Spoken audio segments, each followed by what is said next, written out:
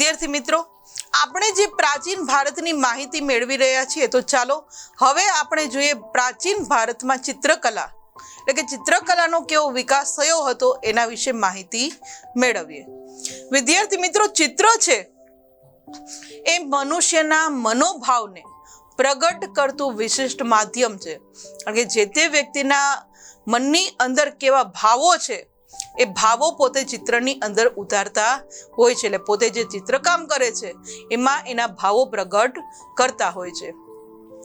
ભારતની અંદર વાત કરીએ વિદ્યાર્થી મિત્રો, તો સૌથી જૂના જે ચિત્રો છે એ પાષાણ યુગના મળી આવ્યા છે. એટલે કે પાષાણ યુગથી આ ચિત્રોની ચિત્રકલા છે એનો વિકાસ જોવા મળે છે. આપણા ભારતની અંદર જે મધ્યપ્રદેશ આવેલું છે, આ મધ્યપ્રદેશમાં ભીમબેટકા નામનું જે સ્થળ છે, આ સ્થળેથી વિદ્યાર્થી મિત્રો પાષાણ યુગના સમયની આદિમ જનજાતિ જે હતી તેણે દોરેલા 500 કરતાં પણ વધારે ચિત્રો છે આ ભીમબેટકાની ગુફાઓમાંથી મળી આવ્યા છે. કે જે આદિમાનવ ત્યાં રહેતા હતા અને તેણે આ પાષાણ યુગના સમયમાં 500 જેટલા ચિત્રો દોરેલા છે, જે આજે પણ એટલા જ જીવંત જોવા મળે છે. આ ઇમેજની અંદર જે આપણે વાત કરીએ છીએ ભીમબેટકાની ગુફા કે જે મધ્યપ્રદેશમાં આવેલી છે, કે જેની અંદર 500 થી પણ વધારે ચિત્રો આદિમ જનજાતિએ દોરેલા છે, એ આપણે જોઈ શકીએ છીએ.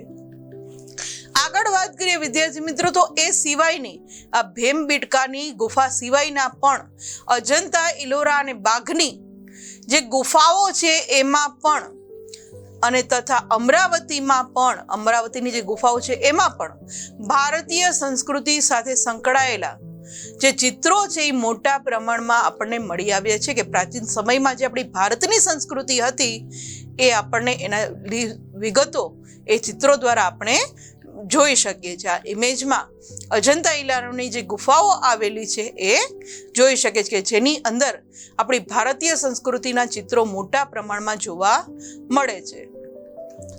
આગળ વાત કરીએ વિદ્યાર્થી મિત્રો, તો અજંતા ઇલોરાના જે ચિત્રો છે એ ફક્ત ભારતમાં જ નહીં પણ વિશ્વ વિખ્યાત છે. એના જેવા ચિત્રો બીજે ક્યાંય વિશ્વમાં જોવા નથી મળતા. અને આ ચિત્રોની અંદર બુદ્ધની જાતક કથાઓનો અને બુદ્ધની સાધનાને લગતા ચિત્રો છે એ દોરવામાં આવ્યા છે. એટલે કે બુદ્ધની જાતક કથાઓ અને બુદ્ધની સાધના જે હતી એ ચિત્રોની અંદર વ્યક્ત કરવામાં આવી છે. જ્યાં ઇમેજમાં આપણે ભગવાન બુદ્ધને લગતા જે કઈ ચિત્રો દોરવામાં આવ્યા છે અજંતા ઇલોરાની ગુફામાં એ જોઈ શકીએ છીએ. આગળ વાત કરીએ વિદ્યાર્થી મિત્રો, તો પદ્મપાણી નામના જે ચિત્રકાર થઈ ગયા, એમણે વિશ્વ વિખ્યાત ચિત્ર બનાવેલું છે.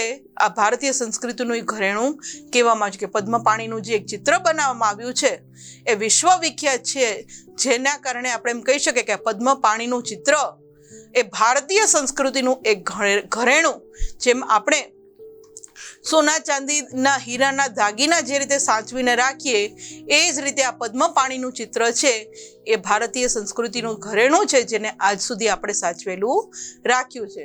અને ઇલોરાનું શિવ મંદિર જે છે વિદ્યાર્થી મિત્રો, જો તમે મુલાકાત લીધી હોય તો તમને ખ્યાલ હશે કે ઇલોરાનું શિવ મંદિર એક જ શિલામાંથી એટલે કે મોટા પથ્થરમાંથી કોતરીને બનાવવામાં આવેલું છે. આ આખું શિવ મંદિર કે એની સાથે બીજા કોઈ પથ્થર નથી જોડવામાં આવ્યા, પણ એ એક જ પથ્થરને એ રીતે કંડારવામાં આવ્યું છે કે એક પથ્થરમાંથી આખું શિવ મંદિર તૈયાર કર્યું છે. આ ઇમેજની અંદર પદ્મપાણીનું જે આપણું વિશ્વવિખ્યાત ભારતીય સંસ્કૃતિ દર્શાવતું જે ચિત્ર છે એ જોઈ શકીએ છીએ. અને આ એક જ પથ્થરમાંથી બનાવેલું ઇલોરાનું શિવ મંદિર પણ જોઈ શકીએ છીએ.